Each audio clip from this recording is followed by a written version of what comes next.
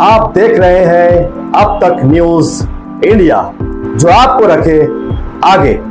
शिवसेना पक्षप्रमुख सन्मान्य उद्धवजी ठाकरे साहेब।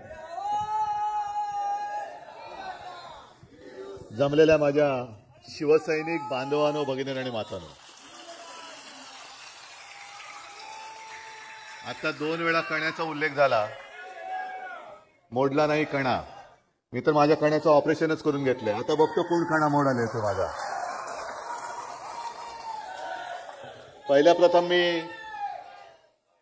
स्थानीय लोकाधिकार समिती आणि आपल्या सर्वांचं कौतुक करतो, धन्यवाद देतो, कारण तुम्ही गेले कित्येक वर्ष ही आपली मराठी भाषा दिनाची परंपरा ही नुसती सुरू करून सोडून नाही दिली, तर ती जोमाने चालू ठेवलेली आहेत। अनेक जण असतात ते आरंभशूर असतात, आरंभ करतात, फोटो बिटो काढून झाले का पळतात। तशी शिवसेना नाहीये। आणि आजच्या दिवसांचा जर का विचार केला तर अरविंद, तुम्ही आता जो एक शब्द वापरला की योग भ्रष्ट, पण दिवस असे पाहिले तर भ्रष्ट लोकांचेच योग चांगले आलेत। त्याच्यामुळे करायचं काय? सगळीकडे बघतो तेच भ्रष्ट आणि भ्रष्टच। म्हणजे आता बऱ्याच दिवसांनी मी खरं सांगतो, नाही तर पूर्वी शाखाचे वर्धापन दिन, आणखीन कुठल्या मंडळाचे वर्धापन दिन याला मी उपस्थित राहत होतो, पण बऱ्याच दिवसांनी आज एक चांगला कार्यक्रम, 2 गाणी तरी माझ्या कानावर पडली, एक पसायदान आणि कानोबा तुझी घोंगडी। आता कानोबा तुझी घोंगडी कोण बोलतच नाही, आपल्या घोंगडीत कशी येतील तेवढेच बघतात सगळेजण। संपूर्ण विचित्र झालेलं आहे। आणि मग एक वर्षातून एकदाच भाषा दिन करावा का, की रोज तो करायला पाहिजे, हा एक मोठा प्रश्न पडलाय। कारण भाषा आपल्याला संस्कार देते, आणि मातृभाषा म्हटल्यानंतर साहजिकच आहे आईकडनं हे संस्कार येतात। तुम्ही जो माझा उल्लेख केलात की मी शांत संयमी असं जे काही नेतृत्व करतोय, ते अर्थातच माझ्या माकडनं आलेलं आहे। आणि शांत राहून कणखरपणाने मुकाबला करतो ते कोणाकडनं आले सांगण्याची गरज नाही, साहजिकच आहे वडिलांकडनं आलेलं आहे, आजोबांकडनं आलेलं आहे। आणि भाषा जी असते ती भाषा, मागे एकदा शिवसेना प्रमुख बोलले होते, अक्षरांचे शब्द होतात आणि शब्दांचे मंत्र होतात। आता हे भाषेचं धन, शब्दांचं धन हे खोक्यात नाही मावत, हे डोक्यात मावावं लागतं। हे खोक्याने विकत घेता येत नाही। काय केलंस, 50 खोके धन भाषेचं आणलं, आणू शकत नाही। खोक्यामधनं दुसरं काही आणता येईल, पण हे भाषेचं म्हणजे संस्काराचं जे धन आहे ते उपजत असावं लागतं, रक्तात असावं लागतं, आणि तशी आपल्यावरती संस्कार करणारी आपली भाषा असावी लागते। हल्ली सगळे जे काही बघतोय आपण, राजकारणी म्हणा, आणखीन कोणी काही म्हणा, कुसुमाग्रजांचं नाव घेण्याची तरी आपली पात्रता आहे का? त्यांनी काय आपल्याला देऊन गेलेले आहेत, त्यांनी जे काय आपल्यासाठी शब्दांचं धन दिलेलं आहे, ते नुसतं एक दिवस साजरा करून होणार नाही। ते रोज जर का आपण ते शब्द जर वापरण्याचा प्रयत्न केला काय हरकत नाही। कारण आता भाषा एवढी विचित्र होत चाललेली आहे, दुसऱ्या भाषेचा अभ्यास करायचा असेल तर शब्दकोश हातामध्ये असावा लागतो। मला असं वाटतं आता बऱ्याच जणांना मराठीचा शब्दकोश हातात ठेवण्याची वेळ आली, की मराठी भाषेच्या तुम्हाला जे काय सुचते त्याचा चांगल्या अर्थाचा शब्द काय आहे। कारण वेडवाकडे काही बोललं जातंय, चांगलं काही वाचायला मिळत नाहीये, चांगलं काही ऐकायला मिळत नाहीये।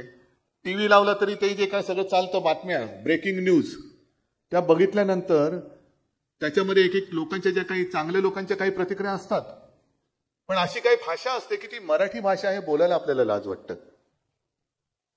ही मराठी भाषा आहे का? अरे कोणत्या दिशेने चालली आपली ही ज्ञानोबाची भाषा, तुकोबांची भाषा, सगळ्यांची जी काय आपण नावं घेतो, ह्यांनी दिलेले जे काय आपल्याला शब्द धन आहे, ते धन कुठेतरी राहिलंय आणि कुठच्या दिशेने आपण चाललेलो आहोत।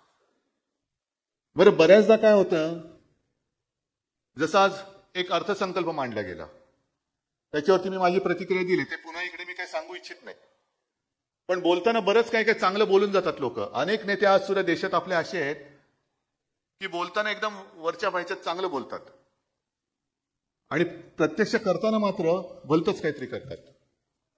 मग सहज मला एक रामकृष्ण परमहंसांची गोष्ट आठवली। रामकृष्ण परमहंसांची काय ओळख करून देण्याची गरज नाहीये. त्यांना त्यांच्या एका साधकाने विचारलं की का हो गुरुदेव, काही लोक बोलतात उच्च पण त्यांची पावलं चुकीची का पडतायत, जशी आता पडतायत आपल्या देशातल्या नेत्यांची. तर त्यांनी सांगितले बघ लक्षात घे, धार आणि गिधाड निरभ्र आकाशात खूप उंच उडतात पण त्यांचं लक्ष जे असतं ते कुचक्या गोष्टीकडे असतं. म्हणजे बोलणारे आपले सगळे गॅरंटी देणारे लोक आहेत. मेरी गॅरंटी आहे, मेरी गॅरंटी कसली, तर मला कुचकं मास पाहिजे. मग एवढं सगळी काही हावरटपणे चाललेल्या सत्तेसाठी तो बघितल्यानंतर तिटकारा येतो. म्हणजे अरविंद, तुम्ही आता जे बोललात ना, मुंह में राम आणि बगल में ईडी, हे ईडी म्हणजे त्यांचे घरगडीत झालेले आहेत. सगळीकडे धाक दपटच्या दाखवून सत्ता पाहिजे, सत्ता लोलुपता पाहिजे. म्हणजे चंदीगडमध्ये सुद्धा जे काय घडलं ते बरं झालं, सर्वोच्च न्यायालयाने तिथल्या तिथे निकाल दिला. आता आमची सुद्धा अपेक्षा अशीच आहे की सर्वोच्च न्यायालयाने एकदा या घटनाबाह्य सरकारची हवा काढून यांना रस्त्यावरती आणलं. कारण सगळं काही तुम्ही चौकटीत बघितलेलं आहात, कशा काही गोष्टी घडल्यात, घटनाबाह्य कशा घडलेल्या आहेत हे सुद्धा बघितलेलं आहे. तुमचं निरीक्षण त्याच्यात नोंदवलेलं आहे. तरी देखील इथल्या लवादाने उलटा निर्णय दिला. तुमच्या निरीक्षणाच्या आणि आदेशाच्या किंवा तुम्ही आखून दिलेल्या चौकटीच्या बाहेर जाऊन निर्णय दिला. आता लवकर तुमचा निकाल दिला पाहिजे तुम्ही. कारण नाहीतर नुसतं आम्ही मराठी भाषा दिन साजरा करायचं, 15 ऑगस्ट साजरा करायचा, प्रत्येकाच्या अस्मितेप्रमाणे प्रत्येकाच्या एक काय गौरवाच्या याच्याप्रमाणे दिन साजरे करायचे, पण त्या सगळ्या याच्यामध्ये आपला महाराष्ट्र आणि आपला देश हा खालावत चाललेला आहे. मी या दिवशी का सांगतोय, कारण हे गंडांतर जे आहे ते केवळ शिवसेनेवरती नाहीये. मी ज्या जाहीर सभांवरनं भाषण करतो त्या जाहीर सभेत सांगतो की ही लढाई माझी नाहीये. उद्धव ठाकरे आगे बढो, काय करणार मी एकटा पुढे जाऊन, कोणासाठी जाऊ. मी लढाईला मैदानात उतरलो तुमच्यासाठी उतरलेलो आहे, महाराष्ट्रासाठी उतरलेलो आहे. आणि शिवसेना खतम करण्याचा जो डाव आखलेला आहे तो शिवसेना खतम करणं म्हणजे महाराष्ट्राची मराठी अस्मिता खतम करण्याचा डाव आहे, हिंदूंची शक्ती खतम करण्याचा डाव आहे. महाराष्ट्र ओरबाडून न्यायचा, लुटून न्यायचा आणि स्वतःची घरं भरायची. आजच्या अर्थसंकल्पामध्ये मी बोलणार नाही, आता बोललो तरी एक मुद्दा म्हणून सांगतो की घोषणा खूप झाल्यात. आपणही दोन ते तीन अर्थसंकल्प मांडले होते. आपण मांडलेले अर्थसंकल्प प्रत्यक्षात आले की नाही, त्यातले किती टक्के घोषणा खरोखर आल्या उघड आहे करा तुम्ही, त्याचा सुद्धा एकदा काय तो सोक्षमोक्ष लावा. पण आज राज्यामध्ये उद्योग येत नाहीयेत, बेकारी वाढते, दुष्काळाच्या उंबरठ्यावरती आपण आहोत, शेतकरी आक्रोश करतायत, आशा अंगणवाडी सेविका आक्रोश करतायत. अनेक ठिकाणी हॉस्पिटलमध्ये डॉक्टरांशिवाय, औषधांशिवाय, उपचारांशिवाय रुग्ण मरतायत. त्याच्याबद्दल कोणाचंच काही पडलेलं नाहीये. पण हे रस्ते करू, ते रस्ते करू, म्हणजे सगळीकडे विकासाच्या घोषणांचा एवढा तरी आज पाऊस पडला. त्याच्या मागे खरं कारण तुम्हाला आपल्याला सुविधा देणं हे नाहीये, तर त्यांच्या मित्रांच्या खळग्या भरणं. विकासक जे कॉन्ट्रॅक्टर आहेत, कॉन्ट्रॅक्टर राज ज्याला म्हणतो, त्यांच्या तुंबड्या भरण्यासाठी हा अर्थसंकल्प आहे. शेतकरी आज टावा फोडतोय, माझ्या मालाला हमी भाव द्या, नाही मिळत आहे. कांद्यावरची निर्यात बंदी उठवा, नाही उठवत आहे. पण आम्ही इकडे मोठं धरण बांधू. अरे पहिला आज मी जगलो तर उद्या तुझं धरण बघेन ना. आज काय देतोयस, आज काय नाही, आज नुसत्या घोषणा देतोय, घोषणेवरती पोट भर, उद्या जगलास तर धरण बघशील. ह्या ज्या काही गोष्टी चालू आहेत, नुसतं अनिल तुम्ही बोललात आणि अरविंद आणि तुमची पण मनात इच्छा आहे उद्धव ठाकरे मुख्यमंत्री झाला पाहिजे. माझी मुख्यमंत्री होण्याची इच्छा आहे म्हणून मी काय लढत नाहीये. पण माझा महाराष्ट्र माझ्या डोळ्यात देखत ओरबाडला जातोय. आणि ज्या संयुक्त महाराष्ट्राच्या चळवळीमध्ये माझे आजोबा होते अग्रणी, पहिल्या 5 नेत्यांमध्ये माझे आजोबा होते, त्यांच्यासोबत माझे वडील आणि माझे काका, म्हणजे माझं घराणं त्या लढ्यात उतरलेलं असताना त्या घराण्यात मी जन्म घेऊन माझ्या डोळ्यात देखत मुंबई लुटली जात असेल, महाराष्ट्र ओरबाडला जात असेल, तर मी काय त्यांच्या पालख्या व्हायला जाऊ का? मी त्यांच्या विरुद्ध उभा राहिलोय. जर त्यांच्या सोबत गेलो असतो तर काय खोके मिळाले नसते. पण मला खोकं नाही, मला डोकं आहे, मला डोकं वापरायचे, मला खोके वापरायचे नाहीयेत. आणि म्हणून हा जो काय आपला आग्रह आहे, आज जी काय महाराष्ट्राची ओळख करून दिली जाते, जशी कुसुमाग्रज तसेच गोविंदाग्रज, राम गणेश गडकरी, त्यांनी सुद्धा आपल्या महाराष्ट्राचं जे वर्णन केलेलं आहे, महाराष्ट्र देशा, कणखर देशा, राकट देशा, हे सगळं वाचा तुम्ही. म्हणजे ते वाचल्यावरती अंगावरती रोमांच उभे राहते की अरे आपला महाराष्ट्र काय आहे, कणखर आहे, दगडांच्या रेषा, फुलांच्या रेषा सगळं आहे, साधू संतांचं आहे.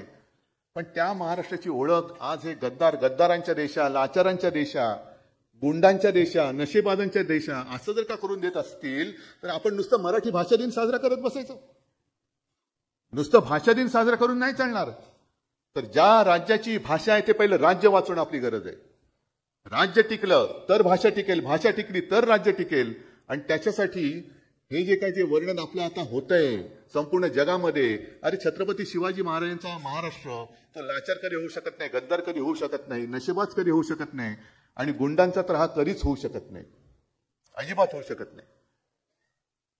ठीक आहे, कुसुमाग्रजांच्या जन्मदिनी आपण एक मराठी भाषा दिन साजरा करतोय. कुसुमाग्रजांच्या कविता सुद्धा सगळ्या आपण ऐकतो, वाचतो.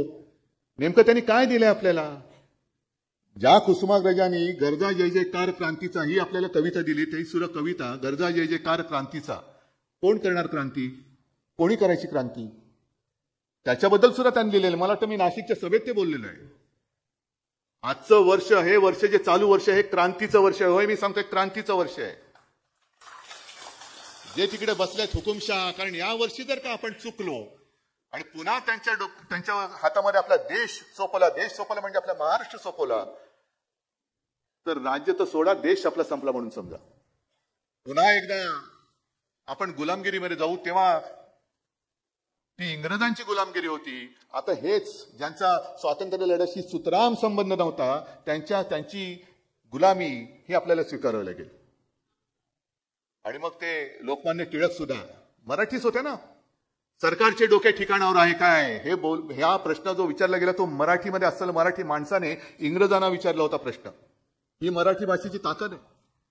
आणि त्याच लोकमान्यांनी राज्य करणे म्हणजे सूड उगवणे नव्हे, जे आज चाललेलं आहे सूड उगवण्याचं काम. राज्य करताय तर राज्य करा, पण राज्य करणे म्हणजे सूड उगवणे नव्हे हे आज सरकारला जर सांगितलं तर त्याच्यामागे SIT लावतात, त्याच्यामागे ED, इन्कम टॅक्स, CBI सोडतात. हे असं स्वातंत्र्य. आणि या स्वातंत्र्यामध्ये आपण केवळ मराठी भाषा दिन साजरा करणार का मराठी भाषिकांची ताकद हुकुमशाहांना दाखवणार, हे पहिलं ठरवा. हे ठरवलं पाहिजे. बाकी मराठी भाषेच्या एका विद्वत्तेबद्दल तर आनंदच आहे. मगाशी जे मी बोलत होतो सगळेजण काय काय कसे बोलतात आणि ती मराठी भाषा म्हणून आपल्याला स्वीकारावी लागते. ते ज्यांना स्वीकारावं लागते त्यांच्या त्या आईकडनं आलेले ते संस्कार असतील ते टीव्हीवर दिसतात कोणत्या भाषेत काय बोलतात ते. म्हणजे मला आठवते कदाचित मध्य प्रदेशच्या निवडणुकीमध्ये किंवा अलीकडे पलीकडे असेल, आपल्या देशाचे पंतप्रधान बोलले होते की मैं रोज 2-3 किलो गालिया खाता हूं, असं देशाचे पंतप्रधान म्हटले. मग मला त्यांना विचारायचे की तुमचे लोक जे आम्हाला ते काय देतात ते काय रसगुल्ले देतात?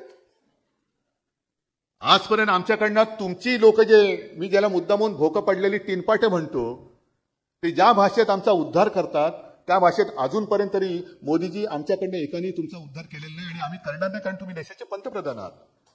सुदैवाने दुर्दैवाने भाग वेगळा आहे.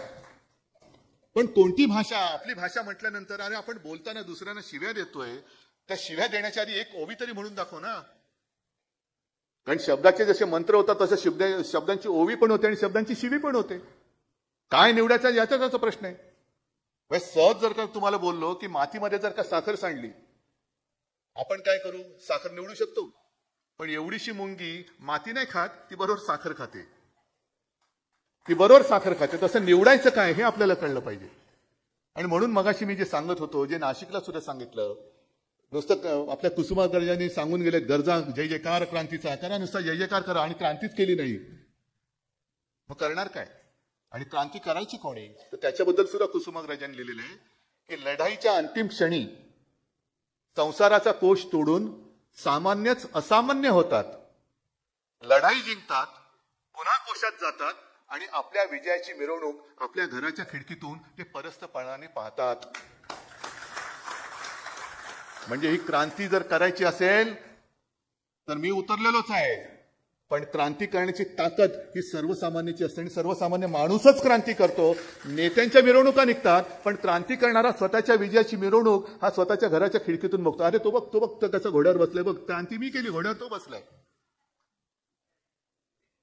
तर ही ताकद, कारण नुसतं आपण छत्रपती शिवाजी महाराजांचं नाव घ्यायचं, त्यावेळेला हे छत्रपती शिवाजी महाराज नसते तर पण होते म्हणून आपण आहोत.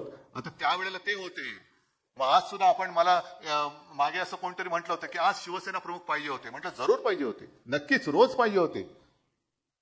पण जर शिवसेना प्रमुख पाहिजे होते तर शिवाजी महाराज पण पाहिजे होते, लोकमान्य टिळक पाहिजे होते, ज्योतिबा फुले पाहिजे होते, सगळेच पाहिजे होते.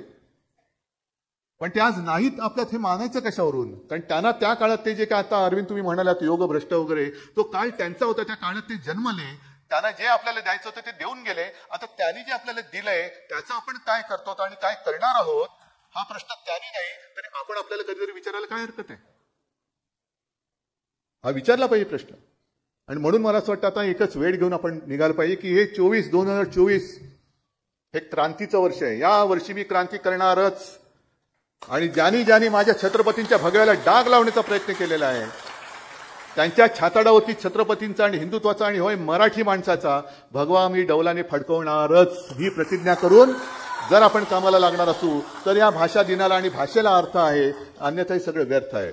आणि मला खात्री आहे ज्या जल्लोषात, ज्या संख्येने तुम्ही इकडे उपस्थित झालात आणि जो प्रतिसाद तुमच्याकडनं मिळतोय तो बघितल्यानंतर देशात तर क्रांती होईल, पण त्या क्रांतीमध्ये छत्रपती शिवाजी महाराजांचा महाराष्ट्र हा नंबर 1 वर असेल हा विश्वास व्यक्त करतो आणि आपली रजा घेतो. जय हिंद, जय महाराष्ट्र.